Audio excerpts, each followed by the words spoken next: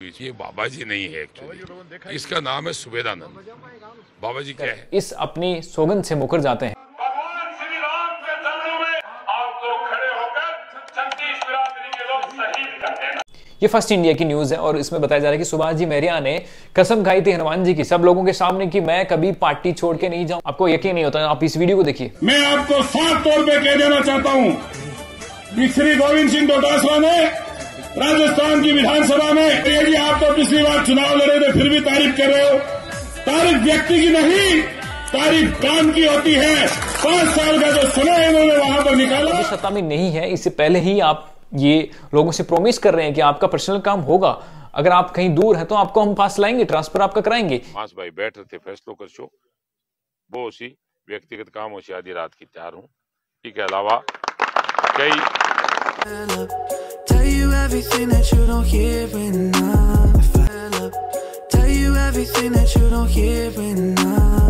ये बाबा जी नहीं है एक्चुअली, इसका नाम है सुबेदानंद। बाबा जी क्या है? क्या होता है बाबा जी? बताओ क्या पदवी है, किसने दिया? एक लाल चादर समेत पलेट लो, वही बाबा जी है। इसका नाम सुबेदानंद है, इसलिए ये हरियाणा के बालंद गांव का रहने वाला है। किसी जमाने में इसका नाम दयाचंद था, अब सुबेदानंद है। इसलिए ये बहुरूपये के बीच में, लोगों के बीच में। साथियों, कल का दिन यानी कि 25 तारीख का दिन राजस्थान विधानसभा के लिए ये एक निर्णायक दिन होगा। इस पे आशा करते हैं कि 80% तक 70% तक वोटिंग होगी इस बार, क्योंकि कार्यकर्ता जो है वो बहुत ज्यादा एक्टिव है। हर पार्टी के अंदर कंपटीशन जो है एक वोट को लेकर, एक वोट की जो समझ होती है, जो एक वोट का इंपोर्टेंस होता है, वो सब लोगों को समझ आ चुका है। एजुकेशन का लेवल बढ़ा है 5 सालों में, पिछले 5 सालों से इस बार की अगर देखें तो अच्छी वोटिंग होने की आशा है। और सबसे बड़ी चीज होती है कि इन दिनों के अंदर, आज कल से जब प्रचार जब से बंद हुआ है, आपने देखा होगा कि किस तरीके से लोगों के पास अब निर्णायक चीजें होंगी। ये जो रातें होती हैं, ये जो लास्ट के जो 2 दिन बचे होते हैं जब प्रचार बंद हो जाता है, उसके अंदर निर्णायक चीजें होती है। लोगों के पास एनालिसिस करने का एक अच्छा मौका होता है कि वो सोचे समझे एकदम बिल्कुल हट करके कि किसको वोट करना है। आखिर में आपने भी ये सोच लिया होगा, कल आप 25 तारीख को वोट करेंगे। लेकिन इससे पहले मैं आपको एक बताना चाहता हूं कि राजस्थान के अंदर, राजस्थान विधानसभा चुनाव में जो हॉट सीट आती है, सीकर की लक्ष्मणगढ़ सीट, स्पेशली पिछले दिनों में कुछ बयानबाजी को लेकर हुई तनातनी को लेकर गोविंद सिंह डोटासरा, जो कि अभी वर्तमान के अंदर पीसीसी अध्यक्ष है और चुनाव लड़ रहे हैं यहां से अपने विकास के मुद्दों को लेकर, बहुत सी बयानबाजी के अंदर वो कहीं ना कहीं उलझते भी नजर आए। लास्ट टाइम में ईडी ने उनके छापेमारी करी और उसके बाद में लोगों का समर्थन भी उनके साथ में देखने को मिला। लेकिन सबसे बड़ी चीज यहां पे हो जाती है कि अपोजिशन के अंदर उनके खड़े हैं सुभाष जी महरिया। सुभाष जी महरिया ने फिलहाल पिछले दिनों में बीजेपी का दामन थामा है, इससे पहले कांग्रेस में थे। और मैं सबसे पहले आपको कुछ ऐसे बयान सुनाना चाहूंगा सुभाष जी महरिया के, क्योंकि आरएसएस वाला जो बयान है, जो टिप्पणी है, उसको लेकर काफी लोग नाराज हैं गोविंद सिंह डोटासरा से कि कैसे उन्होंने ये बोल दिया, आखिर किस हक से ये बोल दिया, और हम उनको सपोर्ट नहीं करेंगे, हम इसके बदले में बीजेपी को सपोर्ट करेंगे, सुभाष महरिया को सपोर्ट करेंगे। लेकिन उनसे मैं ये कहना चाहता हूं कि आप एक बार प्लीज इस मामला जो उसको तह तक जाने की कोशिश करें कि आखिर में सिर्फ बयानबाजी में उलझने से कुछ नहीं होगा। आपको एग्जैक्ट फैक्ट है, जो मुद्दे हैं उन पे बात करनी पड़ेगी। आप उनको, उनके बारे में सोचना आपको चाहिए। और एक बार वोट करने से पहले आपको ये देखना जरूर चाहिए कि वास्तविकता के अंदर एक्चुअली में काम किसने करवाया है, विकास पुरुष वास्तव में है कौन, गोविंद सिंह डोटासरा या सुभाष महरिया। दोनों में से आप ये तय कीजिएगा। कुछ मैं आपको वीडियोस ऐसे दिखाना चाहता हूं जिनसे ये तय होगा कि एक्चुअली में बयानबाजी, सिर्फ बयानबाजी की वजह से आप नाराज होते हो तो वो कितना गलत है। क्योंकि बयानबाजी सिर्फ गोविंद सिंह डोटासरा जी ने नहीं करी, सुभाष जी महरिया ने भी कही होगी। तो आइए मैं 2 चीजों पर, जो सबसे बड़ी आरएसएस को जो बयान है उसको लेकर मैं 2 चीजें आपको बताना चाहता हूं।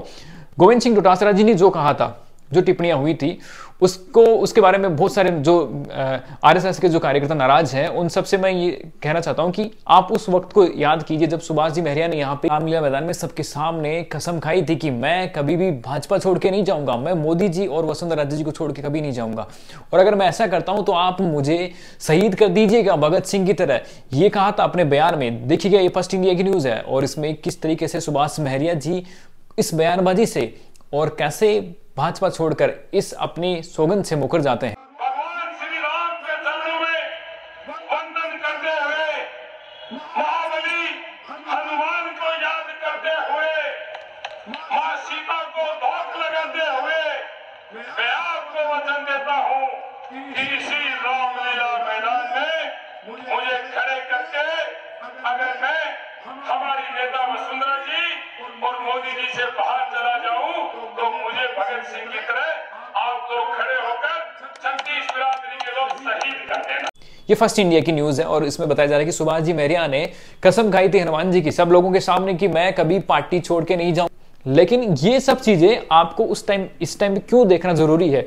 ये इसलिए जरूरी है कि सिर्फ बयानबाजी की वजह से अगर आप किसी तरीके का विकास हुआ है उसको आप नेगलेक्ट कर रहे हैं, अच्छा विकास हुआ उसको नेगलेक्ट कर रहे हैं, तो ये अच्छी चीज नहीं है। बयानबाजी सभी करते हैं। महरिया जी इन्होंने खुद ने विकास के जो गोविंद जी डोटासरा के विकास के कार्य हैं उनकी तारीफ करी है।